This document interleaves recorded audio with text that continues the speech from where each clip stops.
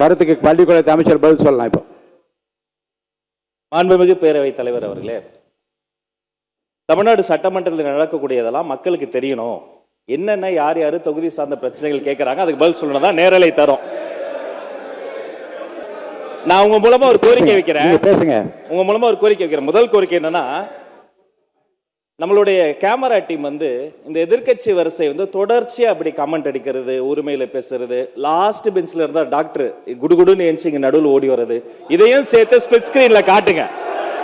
ரெண்டாவது, மதிப்பிற்குரிய எதிர்க்கட்சி தலைவர் அவர்கள் பேசுகிற போது லைவை பத்தி சொன்னார். உண்மைதான், அவங்க வந்து நேரலையை வந்து கடந்த ஆட்சியில் மதிப்புக்குரிய முன்னாள் முதல்வர் அண்ணா மு.க. ஸ்டாலின் ஆட்சியில் அதை தொடர்ந்தாங்க. ஆனா ஒரு நேரலை என்பது வெறும் ஆளுங்கட்சிக்கு சாதகமா இல்லாம முதல் முறை ஆட்சி நேரலை மட்டுமல்ல, முழுமையான நேரலை என்பது வெற்றி தலைவருடைய ஆட்சியில தான் தொடர்ந்து கொடுத்துக்கிட்டு இருக்கோம்.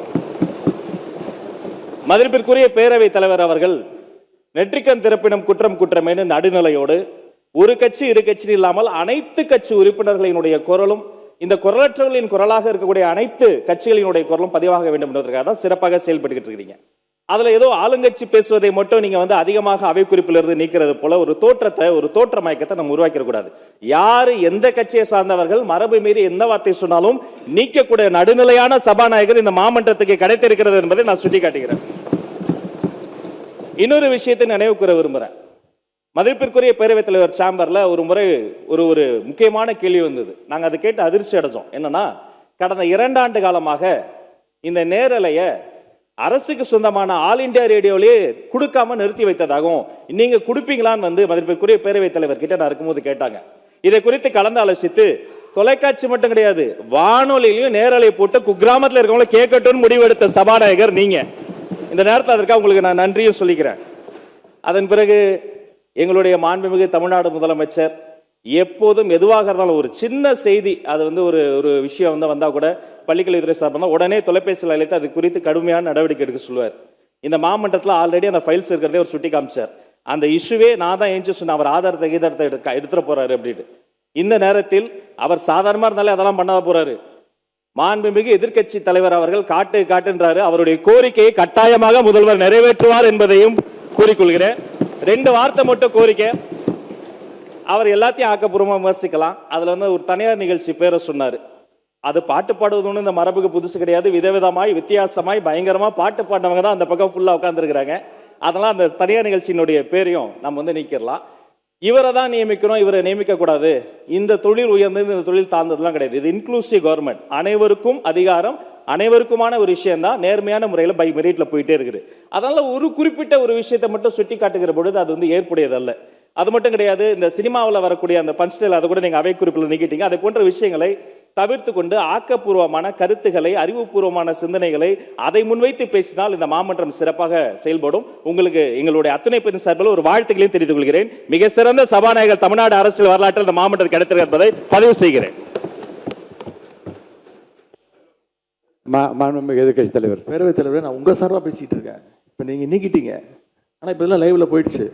இப்போ அதுக்கு என்ன பண்ண போறீங்க? அது என்ன நடவடிக்கை எடுக்க போறீங்க? அதாவது லைவ் கொடுப்பது நாங்கள் எதிர்க்கவில்லை, நாங்கள் பாராட்டுகிறோம். லைவ் நீங்கள் கொடுத்துருக்கிறீங்க, நல்ல முயற்சி, நாங்கள் பாராட்டுறோம். ஆனால் அதில் இருக்கக்கூடிய பிரச்சனைகளை இங்கே நான் சொல்கிறேன்.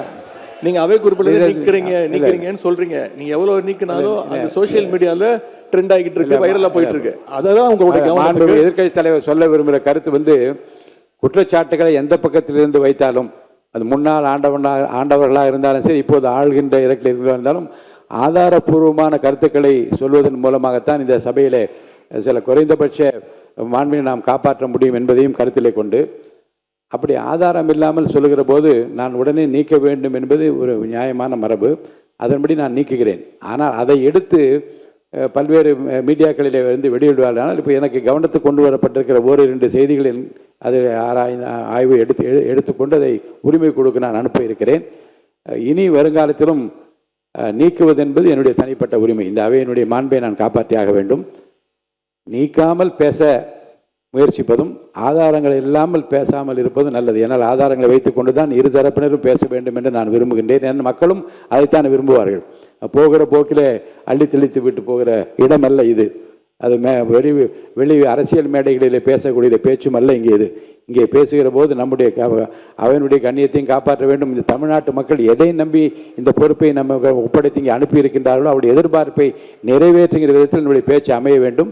அந்த வகையில் எதிர்காலத்தில் நீங்கள் சொன்னது போல எல்லா பேச்சுக்களையும் நீக்குவது என்பது என்னுடைய நோக்கம் அல்ல. ஆனால் அவைக்கு உதவாத, மக்களுக்கு பயன் தராத, நம்முடைய பண்பாட்டிற்கு உதவாத, இந்த அவையினுடைய மாண்பை குறைக்கக்கூடிய எந்த விஷயங்களாக இருந்தாலும் அதை நிச்சயமாக நான் அவை குறிப்பிலிருந்து நீக்குவேன். பேசுகிற போது அந்த கண்ணியத்தை அனைத்து உறுப்பினர்களும் காப்பாற்ற வேண்டும் என்று நான் உங்களை அன்போடு கேட்டுக்கொண்டு, 4 மானிய கோரிக்கைகள் மேலே இருக்கிறது, 2 மணிக்குள்ளாக முடிக்க வேண்டும் என்று சொல்லியிருக்கின்றீர்கள்.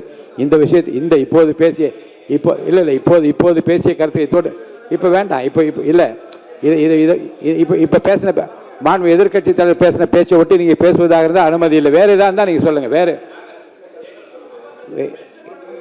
அது தரேன். அது இல்லை மானிய கோரிக்கை நடக்கிற போது நான் வாய்ப்பு தர போகிறேன். இதே மாதிரி நேற்று செய்ததை போலவே மானிய கோரிக்கை நடக்கிற போது அது குறித்து பேச வாய்ப்பு தரேன். பாமகவுக்கு நிறைய வாய்ப்பு கொடுத்து எல்லோரும் பார்த்து கொண்டிருக்கிறார்கள். நிறைய வாய்ப்பு மாண்பு உறுப்பினர் முனைவர் சௌமியா அன்புமணி அவருடைய பேச்சு இங்கே எந்த அளவில் அமைந்திருக்கிறது அவையில் இருக்க எல்லாருக்கும் தெரியும். நிறைய வாய்ப்பு கொடுத்தாகிவிட்டது.